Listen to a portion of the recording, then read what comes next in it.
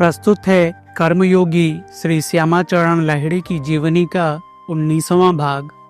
आज जानेंगे लाहिड़ी महाशय के अनुसार साधना में प्राण तत्व का क्या महत्व है। गंभीर साधकों के लिए यह प्रसंग अत्यावश्यक है, अतः वीडियो में अंत तक बने रहें। आग्रह है वीडियो को लाइक और शेयर भी करें तथा चैनल को सब्सक्राइब जरूर कर लें। तो आइए आज का प्रसंग शुरू करते हैं। लाहिड़ी महाशय का कहना था कि प्राण ही समस्त शक्तियों का मूल स्रोत है।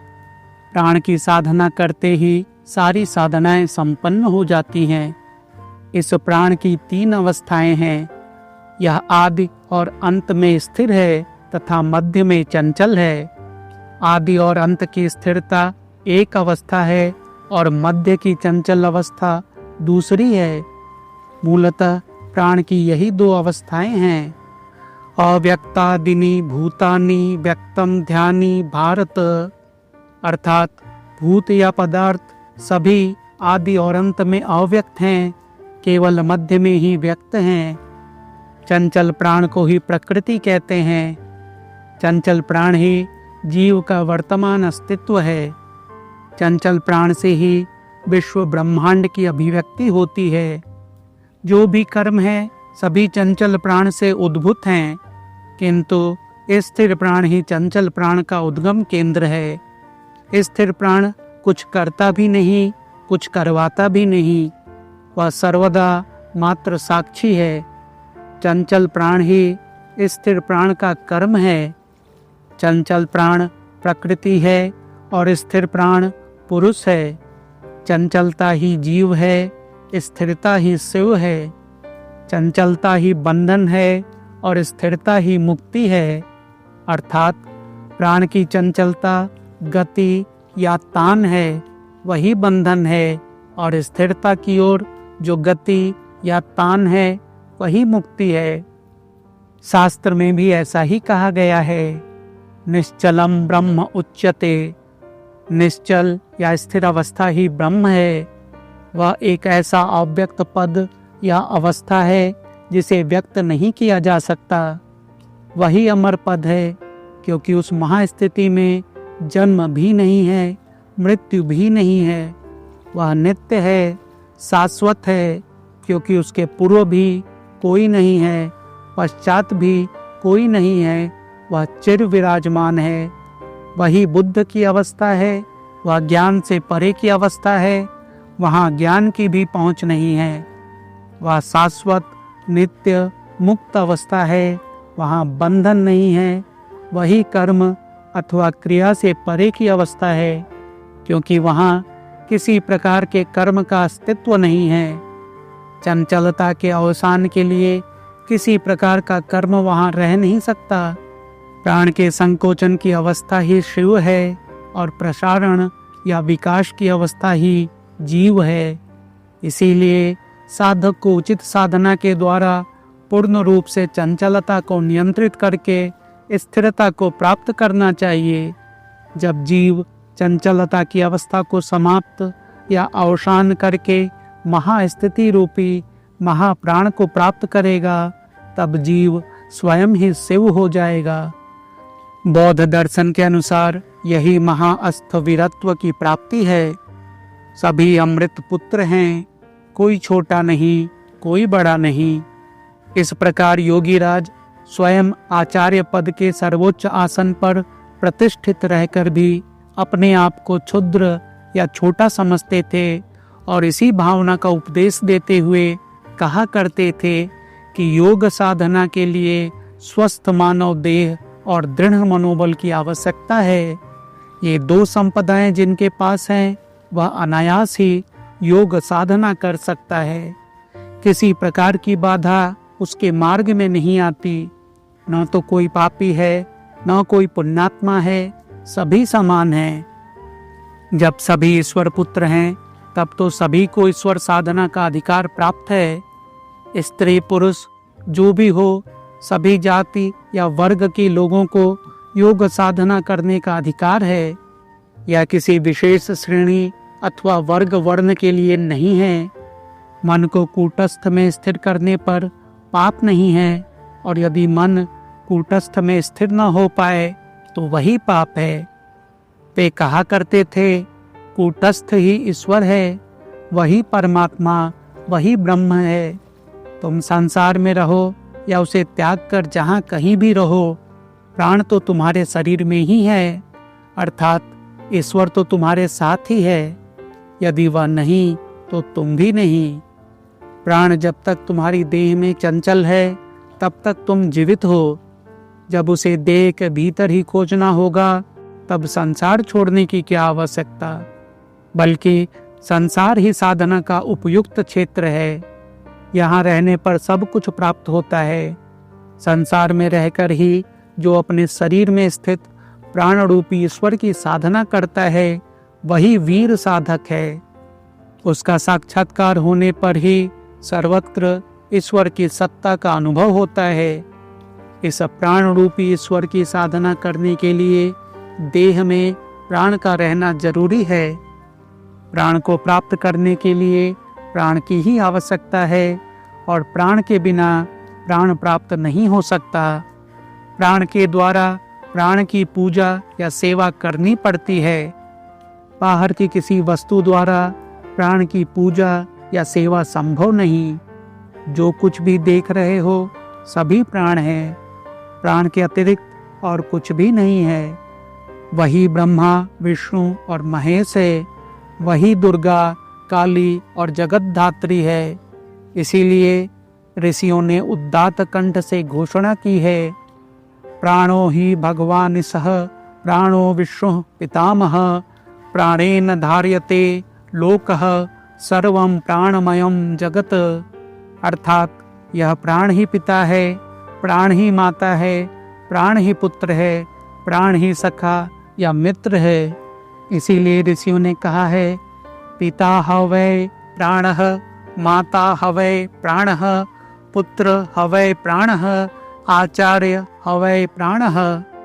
प्राण से ही प्राण की उत्पत्ति होती है, और प्राण ही अवस्थान है।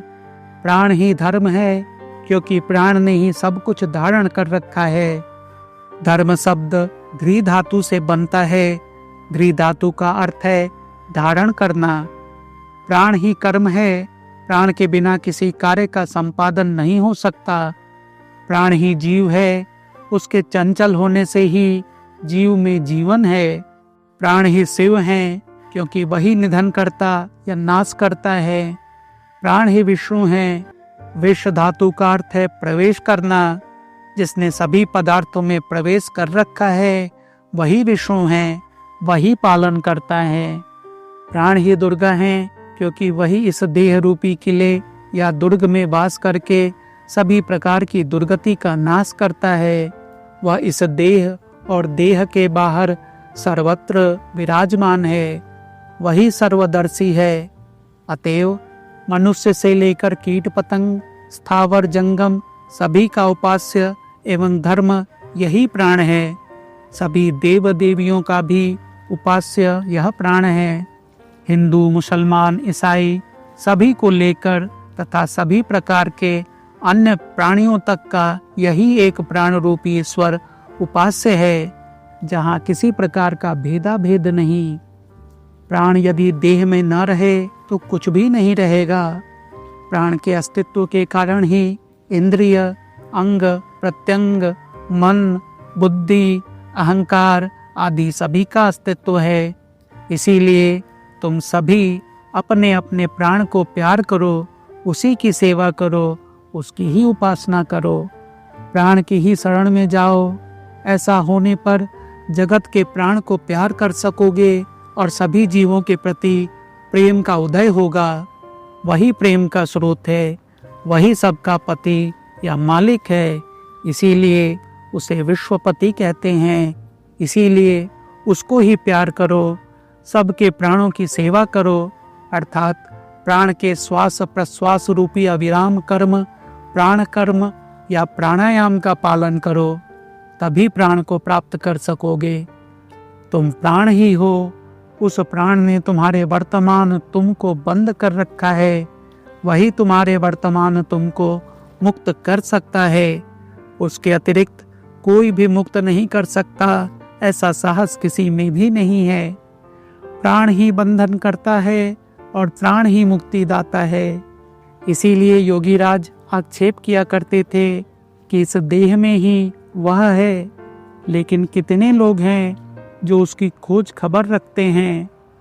बाह्य प्राणायाम रूपी श्वास प्रश्वास की बहिर्मुखी गति को नियंत्रित करके अंतर्मुख गति रूप अंतः प्राणायाम की मात्रा बढ़ाने पर सभी प्रकार की इच्छाओं का नाश होता है, जिससे ज्ञान की स्थिति प्राप्त होती है या पुनरावर्तन का बोध होता है। ऐसी अवस्था में देह त्याग के बाद फिर वर्तमान अवस्था में जन्म नहीं होता, बल्कि जीवन मुक्त की अवस्था प्राप्त होती है। अथर्ववेद के प्राण सूक्त में प्राण के महात्म्य का इस प्रकार वर्णन किया गया है। यह प्राण वायु जो हृदय में प्रतिष्ठित है, उसे उसके ही द्वारा ओमकार क्रिया के माध्यम से नमस्कार। सब कुछ प्राण के ही वश में है, उसके न रहने पर कुछ नहीं रहेगा। प्राण के द्वारा ही बाहर भीतर के सभी कार्य होते हैं। प्राण जो सबका सर्वे सर्वा करता है, उसकी सेवा करना आवश्यक है, अर्थात क्रिया करना आवश्यक है। जितना कुछ भी हुआ है या जो अस्तित्व में है, सभी का ईश्वर प्राण है। इस प्राणेश्वर की सेवा करने के लिए प्राण के अतिरिक्त और कुछ भी नहीं है। उस प्राण की वृद्धि का नाम प्राणायाम है। इसीलिए सभी बुद्धिमान व्यक्तियों को प्रतिदिन प्राण की सेवा करनी चाहिए, अर्थात क्रिया करना उचित है।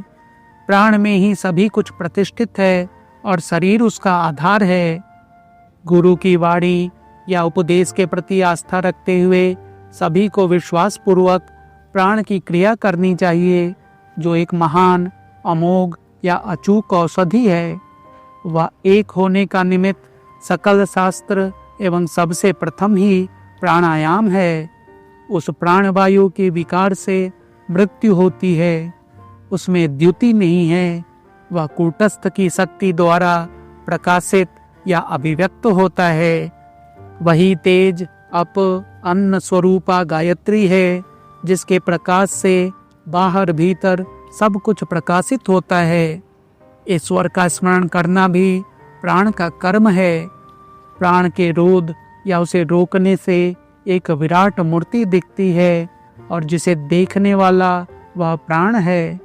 सभी लोग प्राण की ही उपासना कर रहे हैं, कोई मनोयोग के साथ, कोई अमनोयोग पूर्वक। इस प्राण के द्वारा सूर्य और चंद्र दिखाई देते हैं। प्राण अपान के बीच वह पुरुष है, वही आ रहा है, जा रहा है। उस प्राण की मात्र स्व संज्ञा है। इस प्राणवायु के द्वारा ही सब कुछ हुआ है और होगा। प्राण में ही सब कुछ प्रतिष्ठित है। प्राण क्रिया के अतिरिक्त सब कुछ मिथ्या है, क्योंकि जो सत्य में स्थित नहीं है वह मिथ्या है। अतएव आत्मक्रिया जो सर्वशास्त्र सम्मत है, उसे अवश्य करना चाहिए। सर्वमोंकारम एवदम ओम सर्वम गायत्री च त्रायते च। वह शरीर ही ओमकार है। इसे जानने पर सब कुछ का ज्ञान प्राप्त हो जाता है। क्रिया ही गायत्री है। क्रिया करने से त्राण मिलता है। ये अग्निवर्णाम शुभाम सौख्याम कीर्तयन्ति ये द्विजा ताम ताव्यति दुर्गा निनादेव सिंधु दुरितात्यग्निः। अर्थात जो क्रियावान योनि मुद्रा से प्रतिदिन कूटस्थ का दर्शन करता है, उसे उस कूटस्थ स्वरूप किले की स्वामिनी दुर्गा संसार रूपी समुद्र से पार कर देती है। क्रिया रूपी नौका द्वारा ऐसा करते करते चंचल मन स्थिर हो जाता है और इस क्रिया के पश्चात की प्राप्त अवस्था में सभी पाप नष्ट हो जाते हैं। क्रिया करके क्रिया की परावस्था में रहना, सभी बातों का सारांश यही है। पूर्वजन्म में कृत कर्म को दैव कर्म कहते हैं और वर्तमान कर्म जो करना पड़ता है उसे पुरस्कार कर्म कहते हैं। अतएव दैव एवं पुरस्कार जनित कर्म क्लेश के निवारण के लिए क्रियावानों को गुरु के उपदेश के अनुसार क्रिया को हमेशा मनोयोग पूर्वक करना चाहिए। 1728 बार अथवा 20,736 बार उत्तम प्राणायाम करने से सभी कामनाएं पूर्ण एवं सिद्ध होती हैं। उस कूटस्थ में स्थिर रहने का नाम ही लक्ष्मी है। इसमें ही शांति पद की प्राप्ति होती है। क्रिया करने से ही सिद्धि मिलती है। वही विश्वकर्मा हैं, विश्वकर्ती हैं, जो इस संसार का भरण पोषण कर रही हैं। कूटस्थ के भीतर जो कृष्ण वर्ण गोलाकार या वृत्त है वही देव है। फिर ओमकार क्रिया द्वारा स्थिति स्वरूप बाईं ओर के हृदय में वही वामदेव हैं। इस देह के भीतर 6 चक्रों में जो 6 ऋतुएं वर्तमान हैं, उनमें जो कूटस्थ स्वरूप भ्रमर है वही सर्वश्रेष्ठ मधुकर है। ईड़ा पिंगला रूपी धनुष जिसके हाथ में है वही राम है। वे ही प्रवृत्ति निवृत्ति एवं सबका हरण करते हैं, इसीलिए उनका नाम हरि है। वही फिर हिरण की आंखों जैसे दिव्य चक्षु कूटस्थ स्वरूप हैं, इसीलिए उनका नाम हरि नाम है, जिसे योगी गण देखते हैं। वे सभी भूतों पदार्थों का हरण करते हैं, इसीलिए उनका नाम सर्वभूतहर है। वे सर्वदा ही नित्य हैं, इसीलिए वे शाश्वत हैं। वे षडैश्वर्यवान हैं, अर्थात क्षुधा तृष्णा जन्म मृत्यु सुख दुख से रहित हैं, उससे परे हैं, इसीलिए उनकी संज्ञा भगवान है। 28 अक्टूबर 1874 ईस्वी की डायरी में योगीराज ने लिखा है, ओम ज्योति रूप यही ज्योत शरीर में व्यापक हो जाएगा, तब सब देखेगा और बोलने का तबीयत न चाहने पर, अर्थात इस ओंकार रूपी आत्म ज्योति के समस्त शरीर में प्रसारित अथवा परिपूर्ण होने पर इस शरीर में ही स्वर्ग मर्त्य एवं पाताल लोक की स्थिति है। तब सब कुछ दिखाई देगा और इच्छा न होते हुए भी सब कुछ कहा बताया जा सकता है। इसी को लक्ष्य करते हुए अर्जुन ने कहा है, द्यावा पृथिव्योरिदमन्तरं हि व्याप्तं त्वैकेन दिशाश्च सर्वां दृष्टवादभूतं रूपमग्नं तवेदं लोकत्रयं प्रव्यथितं महात्मन। अर्थात हे महत प्राण रूप महात्मन, स्वर्ग और पृथ्वी का यह अंतर अर्थात अंतरिक्ष अर्थात मूलाधार एवं सहस्त्रधार के मध्य या भीतर और चतुर्दिक तुम्हारा यानी आत्मा का तेजो रूप आलोक व्याप्त हो गया है। तुम्हारा यानी आत्मा का यह अद्भुत प्रचंड अग्नि के समान भयंकर रूप देखकर तीनों लोक अत्यंत भयभीत हो रहे हैं, अर्थात शरीर के ऊर्ध्व निम्न एवं मध्य तीनों लोक ही भयग्रस्त हैं, मन संत्रस्त है। आज का प्रसंग यहीं तक। उम्मीद है वीडियो पसंद आई होगी। वीडियो का अगला भाग जल्द ही प्रस्तुत होगा। वीडियो अंत तक सुनने के लिए धन्यवाद। फिर से आग्रह करूँगा, इस वीडियो को अधिक से अधिक लोगों तक पहुँचाने का प्रयास करें और चैनल को सब्सक्राइब करना ना भूलें। धन्यवाद।